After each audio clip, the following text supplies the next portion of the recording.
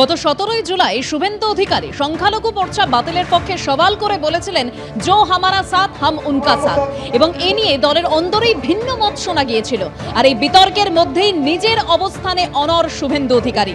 বাংলায় 95% সংখ্যালঘু মমতা বন্দ্যোপাধ্যায়কে ভোট দেয়, আমি হিন্দু ভোট বৃদ্ধির কথা বললে ভুল কোথায়? 45% ভোট আছে বিজেপির, আর 3% বাড়াতে পারলেই প্রাক্তন মমতা বন্দ্যোপাধ্যায়। কি বলেছেন তিনি, শোনাবো। ভারতীয় জনতা পার্টিকে মুসলিমরা হিন্দুদের দল বলে, 95% ভোট মমতা ব্যানার্জিকে দেয়। আর আমি যদি বলি আগামী বিধানসভা ভোটে আবার আরো 5% হিন্দুকে বিজেপিতে সরকার করতে হবে, ভুলটা কোথায় আপনি বলুন? ভুলটা কোথায় বলুন আপনি? কেন বলা হবে যে আমি হিন্দুদের পার্টি করি, ইলেকশন কমিশনের রেজিস্টার্ড, ভারতবর্ষের সংবিধান মানা পার্টি করি? তাহলে আমাদের যদি এইভাবে লাগিয়ে দেওয়া হয়, আমার 39% ভোট আছে রাজ্যে, আমি যদি 3% ভোট বাড়াতে পারি, মমতা প্রাক্তন আর ভাইপো জেলে।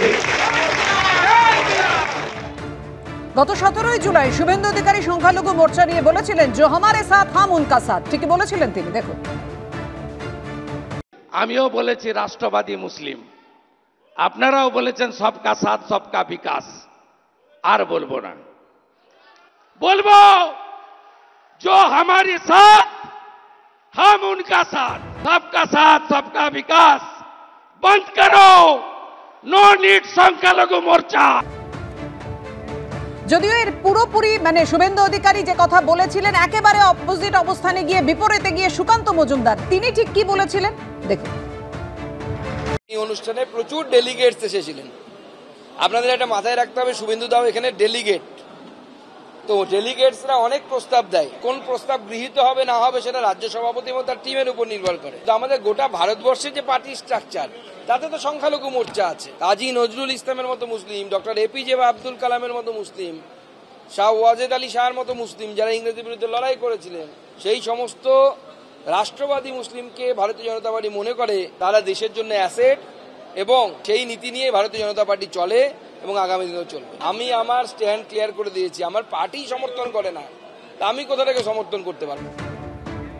কিন্তু এই সংখ্যালঘু মোর্চা নিয়ে সওয়াল বিতর্কের মধ্যেই নিজের অবস্থানে অনড় রইলেন শুভেন্দু অধিকারী। বলছেন যে বাংলায় 95% সংখ্যালঘু মমতা বন্দ্যোপাধ্যায়কে ভোট দেয়, আমি হিন্দু ভোট বৃদ্ধির কথা বললে ভুল কোথায়? পাল্টা কি বলেছেন জয়প্রকাশ মজুমদার, তৃণমূলের রাজ্য সহ সভাপতি, দেখুন। আমরা হিন্দু ধর্মকে যতখানি ভালোবাসি, ইসলামকেও ততখানি আমরা মান্যতা দিই, এবং মাননীয়া বারবার বলেছেন সবাইকে নিয়ে একসঙ্গে চলতে হবে, এবং সব ধর্মের ওপরে মাথার ওপর ছাতা হয়ে আছেন মাননীয়া মমতা বন্দ্যোপাধ্যায়।